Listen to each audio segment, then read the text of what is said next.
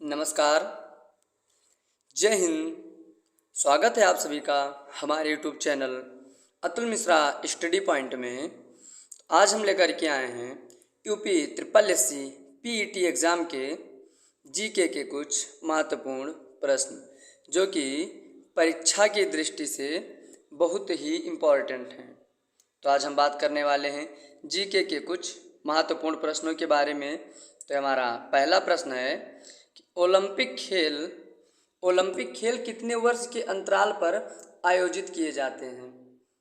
भैया ओलंपिक खेल 4 वर्षों के अंतराल पर आयोजित किए जाते हैं। तो इसका option C is the correct answer. Option C 4 सही हो जाएगा। हमारा अगला प्रश्न है कि किस महापुरुष की जयंती राष्ट्रीय युवा दिवस के रूप में मनाई जाती है? तो भैया ऑप्शन डी यानी स्वामी विवेकानंद की जयंती को हम लोग राष्ट्रीय युवा दिवस के रूप में मनाते हैं। हमारा अगला प्रश्न है कि हितोपदेश नामक पुस्तक के लेखक कौन थे? हितोपदेश नामक पुस्तक के लेखक, तो भैया इसका सही जवाब हो जाएगा नारायण पंडित। ऑप्शन बी के साथ हमारा आंसर सही हो जाएगा। हमारा अगला प्रश्न है कि महात्मा गांधी ने अपनी आत्मकथा मूलतः किस भाषा में लिखी थी? तो महात्मा गांधी ने अपनी आत्मकथा मूलतः गुजराती भाषा में लिखी थी। तो option B is the correct answer. चलते हैं अगले प्रश्नों की ओर।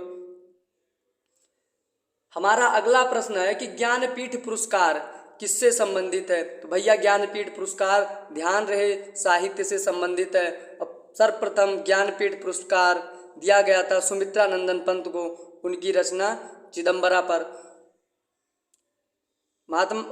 महादेवी वर्मा को भी दिया गया था उनकी रचना यामा पर। रामधारी सिंह दिनकर को मिला था उनकी रचना उर्वशी पर। लेकिन जब पूछे सर्वप्रथम तो सुमित्रा नंदन पंत। निम्नलिखित में से किस विदेशी नागरिक को भारत रत्न सम्मान प्रदान किया गया है? भैया भारत रत्न भारत का सर्वोच्च नागरिक सम्मान पुरस्कार तो किस विदेशी को दिया गया था? तो भैया ऑप्शन ए नेल्सन मंडेला को। नेल्सन मंडेला प्रथम एक ऐसा विदेशी था जिसको भारत रत्न से सम्मानित किया गया था। हमारा अगला प्रश्न है कि भारत के किस महिला को नाइटिंगेल ऑफ इंडिया कहा जाता है? नाइटिंगेल्स ऑफ इंडिया कहा जाता है किस भारतीय महिला को? तो सरोजनी नायडू को भारत की नाइटिंगेल्स ऑफ इंडिया कहा जाता है। तो हमारा ऑप्शन डी एकदम सही हो जाएगा। हमारा अगला प्रश्न है भारत के किस राज्य को मसालों का बगीचा कहा जाता है? यानी मसालों का बगीचा, जहाँ सर्वाधिक मसाले पाए जाएंगे वही तो मसालों का बगीचा होगा। तो भैया ऑप्शन ये हमारा केरल हो जाएगा। केरल को मसालों का बगीचा कहा जाता है। फिर हमारा अगला प्रश्न है कि भारत का प्रथम परमाणु ऊर्जा रिएक्टर कौन सा था? तो भैया ऑप्शन ये अप्सरा जो है भारत का प्रथम परमाणु ऊर्जा रिएक्टर था। भारत का प्रथम परमाणु ऊर्जा रिएक्टर तो भैया अप्सरा। भारत में रेलवे का सबसे लंबा प्लेटफार्म निम्नलिखित में से कौन है? भैया ऑप्शन सी गोरखपुर। भारत में सबसे लंबा प्लेटफार्म जब पूछे तो गोरखपुर जो कि उत्तर प्रदेश में है। भैया गोरखपुर ऑप्शन सी के साथ सही हो जाएगा। हमारा अगला प्रश्न है भारत में क्षेत्रफल की दृष्टि से सबसे छोटा केंद्र शासित प्रदेश है? तो भैया ऑप्शन बी लक्षद्वीप जो है क्षेत्रफल की दृष्टि से सबसे छोटा केंद्र शासित प्रदेश है। हमारा अगला प्रश्न स्वतंत्र भारत के प्रथम राष्ट्रपति निम्न में से कौन थे? तो भैया डॉक्टर राजेंद्र प्रसाद, आप जानते होंगे। ऑप्शन बी एकदम सही हो जाएगा। डॉक्टर राजेंद्र प्रसाद स्वतंत्र भारत के प्रथम राष्ट्रपति। जब पूछे स्वतंत्र भारत के प्रथम प्रधानमंत्री तो पंडित जवाहरलाल नेहरू हो जाएंगे।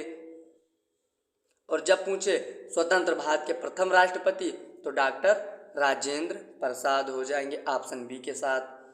हमारा अगला प्रश्न है कि आनंद मठ के लेखक निम्नलिखित में से कौन थे? तो भैया आनंद मठ के लेखक बंकिम चंद्र चटर्जी जी थे। ऑप्शन ए बंकिम चंद्र चटर्जी जी के साथ ये सवाल हमारा सही हो जाएगा। Option A is the correct answer. फिर हमारा अगला प्रश्न है कि निम्नलिखित में से विरोध का प्रतीक है। तो भैया विरोध का प्रतीक जहां भी आए काला झंडा, ऑप्शन डी के साथ एकदम सही। आपको याद होगा कि जब भारत में साइमन कमीशन आया था तो भारतीयों ने उसके विरोध में काले झंडे के साथ प्रदर्शन किया था।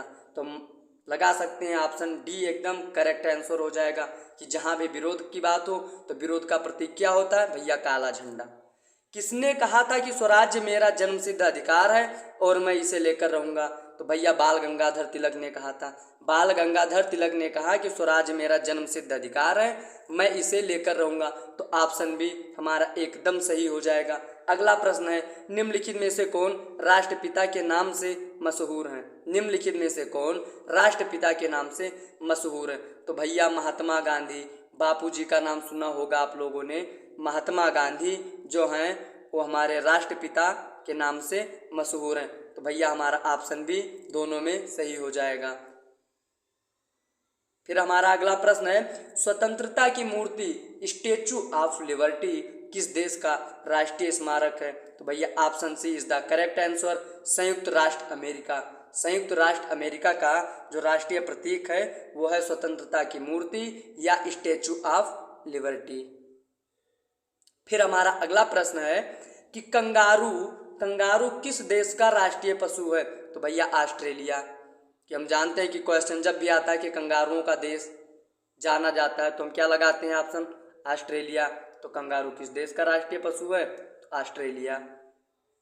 फिर हमारा अगला प्रश्न है कि जापान की मुद्रा है। भैया जापान की मुद्रा क्या है? जापान की मुद्रा एन है, एन।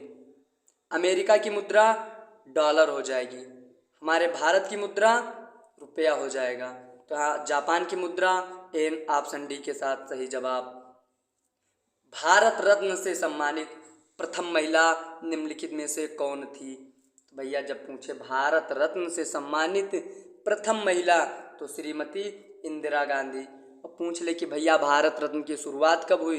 1954। याद रहे 1954। अभी हाल ही में अंतिम बार किस वर्ष भारत रत्न दिया गया? तो भैया 2019 में भारत रत्न दिया गया है। हमारा अगला प्रश्न कि लौह पुरुष की उपाधि से किसे विभूषित किया गया है?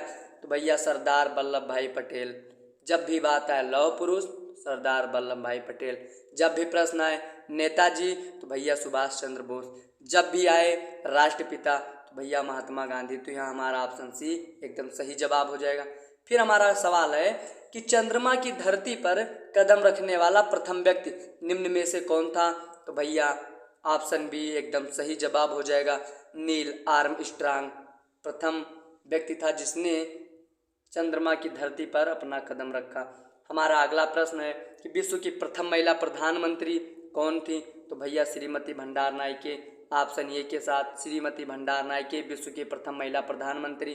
कुछ लोग कह रहे हैं कि इंदिरा गांधी, गलत जवाब। इंदिरा गांधी तब होगा जब सवाल में पूछेगा भारत की प्रथम महिला प्रधानमंत्री। हमारा अगला प्रश्न है पंचतंत्र के लेखक निम्न में से कौन है? तो भैया विष्णु शर्मा। ऑप्शन ए एकदम सही जवाब हो जाएगा, पंचतंत्र विष्णु शर्मा के साथ। हमारा अगला प्रश्न है विश्व श्रमिक दिवस कब मनाया जाता है? विश्व श्रमिक दिवस कब मनाया जाता है? तो भैया विश्व श्रमिक दिवस की जब भी बात हो हम ऑप्शन लगाएंगे 1 मई के साथ। तो हमारा ऑप्शन सी एकदम सही हो जाएगा। हॉकी का जादूगर निम्नलिखित में से किसे कहा जाता है? तो भैया मेजर ध्यानचंद को हॉकी का जादूगर कहा जाता है। अगला प्रश्न है सत्यार्थ प्रकाश नामक पुस्तक के लेखक? तो भैया स्वामी दयानंद सरस्वती के साथ ऑप्शन बी एकदम सही हो जाएगा। स्वामी दयानंद सरस्वती के साथ ऑप्शन बी एकदम सही हो जाएगा। भारत में प्रथम खुला विश्वविद्यालय कहाँ स्थापित हुआ? तो भैया नई दिल्ली में। भारत में प्रथम खुला विश्वविद्यालय नई दिल्ली में। सेंट्रल ब्यूरो ऑफ इन्वेस्टिगेशन यानी सीबीआई किस देश की गुप्तचर है? तो भैया भारत की गुप्तचर है। सीबीआई कहाँ की गुप्तचर है? भारत की। भारत में जब भी कोई कांड होते तो क्या कहते हैं? सीबीआई जांच लगवाओ। तो भैया सीबीआई कहाँ की गुप्तचर है? भारत की। ऑप्शन सी एकदम सही जवाब। हमारा अगला प्रश्न है महात्मा गांधी के समाधि स्थल को कहा जाता है? ऑप्शन बी एकदम सही जवाब, राजघाट। राजघाट। महात्मा गांधी के समाधि स्थल को राजघाट कहा जाता है। डायट किस देश की संसद का नाम है? तो भैया जापान। जापान की संसद का नाम है डायट। जब भी पूछे डायट किस देश की संसद का नाम है, तो हम भैया ऑप्शन बी जापान के साथ, जापान जापान की संसद का नाम डायट। महात्मा गांधी की समाधि स्थल राजघाट। दोनों का ऑप्शन बी एकदम सही हो जाएगा। इसी के साथ हम बढ़ेंगे अगले प्रश्नों की ओर। आज के लिए बस इतना ही। बने रहिए आप लोग हमारे चैनल के साथ। अगर आप लोग हमारे चैनल को सब्सक्राइब ना किए हों तो चैनल को सब्सक्राइब कर दें, जिससे कि हम आने वाली जानकारी आप लोगों तक पहुंचाते रहें। आप हमारे चैनल को सब्सक्राइब कीजिए, साथ में बेल आइकन को दबाइए, जिससे कि आने वाले वीडियो की नोटिफिकेशन आप तक पहुंचे। तो ये रहे आज के कुछ महत्वपूर्ण प्रश्न जो कि यूपी SSC PET एग्ज़ाम के लिए बहुत ही महत्वपूर्ण हैं। आप पुराने साल का प्रीवियस ईयर पेपर उठा के देख लीजिए, ऐसे ही प्रश्न हर बार परीक्षा में पूछे जाते हैं। जय हिंद, जय भारत।